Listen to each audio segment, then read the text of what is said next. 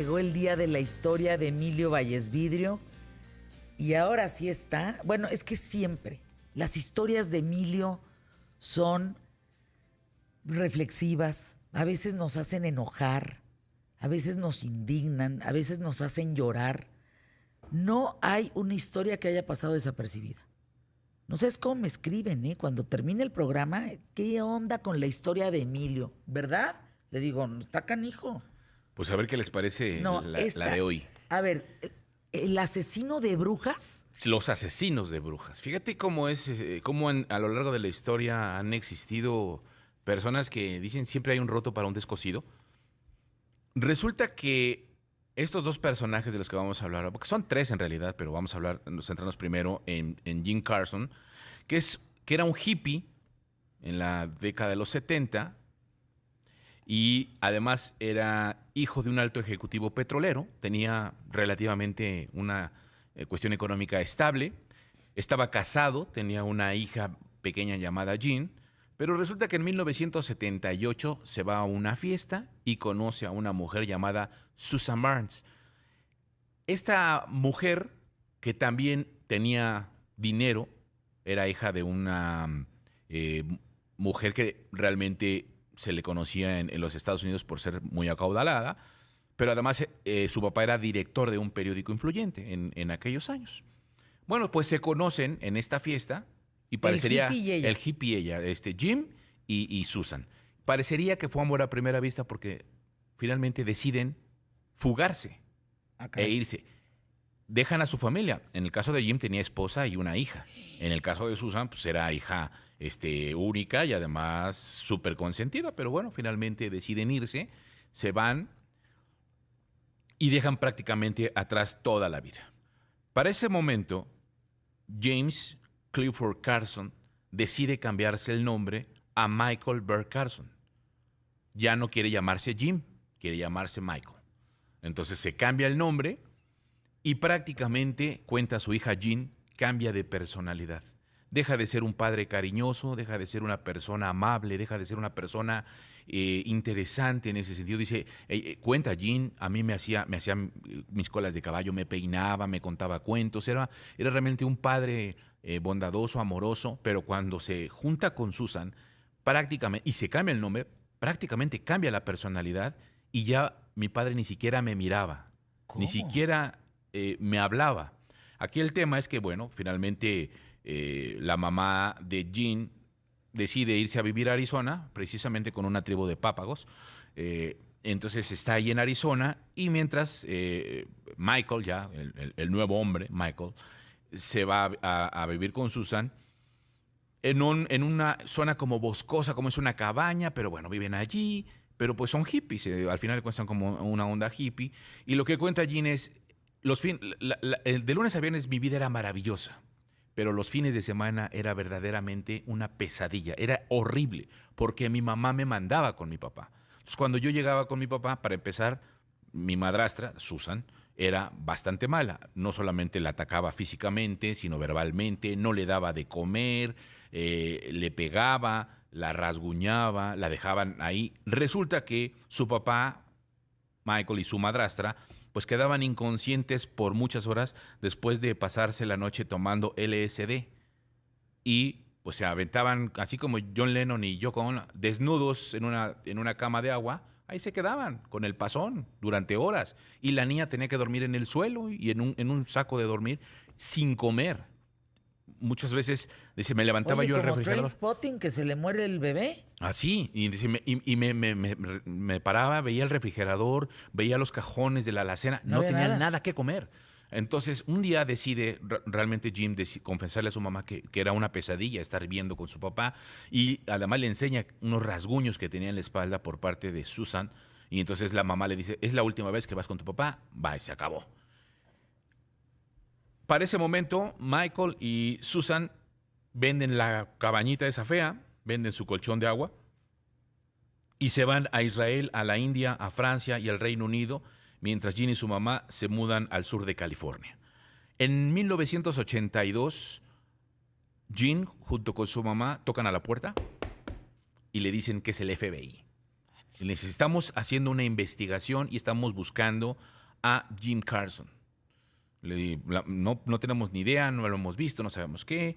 Resulta que el FBI iba tras una investigación porque un excursionista entrega a la policía un documento que había encontrado en una zona forestal donde habían acampado esta pareja. En esta lista, en este documento era una lista. Resulta que cuando regresan a Estados Unidos un año después, se van a Israel, como les digo, regresan a Estados Unidos casi un año después, y Susan tiene una visión inducida por LSD en un motel en donde se le aparece Dios y le dice que en el mundo hay hechiceros, brujas, y que finalmente le va a dictar una lista y tiene que matar a esas personas. ¿Qué estás diciendo, Emilio? Ella hace la lista, en el sueño, hace la lista. A la mañana siguiente. ¿En el pasón? Sí, en el pasón. A la mañana siguiente le dicta la lista a Michael. Susan le dice cuáles son las personas a las que tienen que matar. Y le dicta la lista. Entre las personas, y en esa lista estaba nada más y nada menos, a propósito hablamos hace rato, de Ronald Reagan, el presidente de los Estados Unidos, y estaba también John Brown, el gobernador de California en esa época. Y estaban en su lista. Y entonces lo que hacen es que planean cómo van a matar al presidente de los Estados Unidos. ¿Qué estás diciendo, Emilio? En ese campamento pues, dejan un papel que es el que encuentra a un excursionista, va a la policía, lo entrega, y entonces por eso el FBI andaba tras la pista de estos sujetos, de estos dos. Entonces, finalmente, un año más tarde, los logran capturar. ¿Por qué los capturan? Porque resulta que matan a una persona a la orilla de una carretera ahí en California, porque también se supone que era un brujo, era un hechicero, y que este hechicero le hacía mal al mundo. Entonces lo matan y los meten a la cárcel. En la cárcel, Michael escribe una carta y se la manda al periódico, a un periódico local de San Francisco. Y en ese periódico, al San Francisco Chronicle, le dice que le va a confesar y le va a dar a conocer la lista de todos los que han matado en California si le organiza una conferencia de prensa. Le organiza una conferencia de prensa y presenta la lista de los que ha matado. Estaban acusados por 3 asesinatos en California, pero había todavía una gran cantidad de asesinatos, 9 en total, que supuestamente estaban por ahí en algunas otras partes como sospechosos. Pero no solamente eso, había 3 asesinatos en Europa. Cuando se fueron a Europa, mataron a 3 personas. Y entonces... Todo en base a esa lista de la alucine que supuestamente, tuvo. ¿no? Supuestamente. Hombres y mujeres. Hombres y mujeres. Entonces, los condenan. Bajo la teoría de que son brujos, le hacen mal al mundo, hay que matarlos. La teoría de que sí, que efectivamente todo este rollo. Sí, hay gente bien loca. Y es precisamente cuando en ese momento los medios de comunicación, los periódicos, los empiezan a llamar los asesinos de brujas de San Francisco, acusados de 3 asesinatos, sospechosos de otros 9 en Estados Unidos y Europa. En el juicio empiezan a alegar la situación de que son inocentes y parecería que todo estaba como relativamente en calma hasta que incluso sus amigos de estos dos, testifican y también se dicen ser hechiceros y expertos y argumentan que Michael y Susan habían actuado en defensa propia contra ataques psíquicos mortales. Y entonces en este sentido hay que señalar algo. Michael era judío y Susan era cristiana. Una combinación extraña que termina siendo prácticamente cazadores de brujas, ¿no? O cazadores de brujos. Todo iba en orden en el juicio hasta que Susan interrumpe cuando están hablando la fiscalía y le dice al grito de ¿cuál es mi delito? ¿Ser guapa? ¿Ser un artista? Y Michael levanta la mano y dice muerte a la reina, larga vida al ira. En ese momento pues ya se dan cuenta que están súper pirados y los condenan a 3 cadenas perpetuas por los asesinatos cometidos. Son declarados culpables, se van con esta cadena perpetua, pero lo más interesante de todo este caso es, en el año 2007, Jean, la hija de Michael, de Jim, hace público el anuncio de yo soy la hija del asesino serial. Yo soy la hija de este hombre que en su viaje en LSD confiesa y hace los crímenes y hace la lista y quería matar al presidente.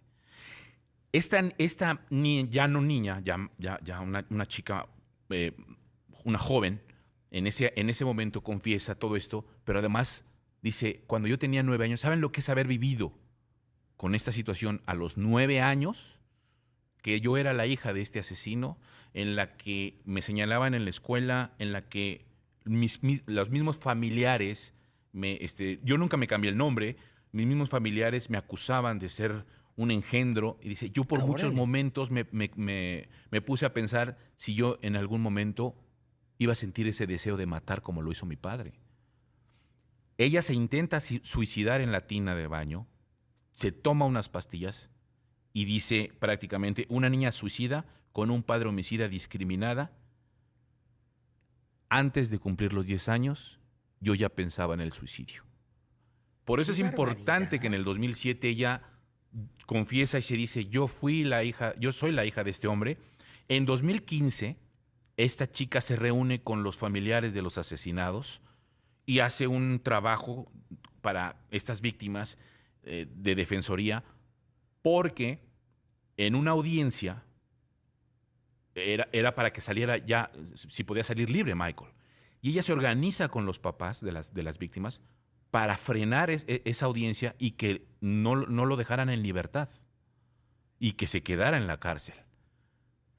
¿Cuál es la otra importancia de este tema? Que justamente en este año, hace unos meses, se llevó a cabo la segunda audiencia para Michael, en la que nuevamente esta mujer, Jean Carson, pugna porque no salga libre.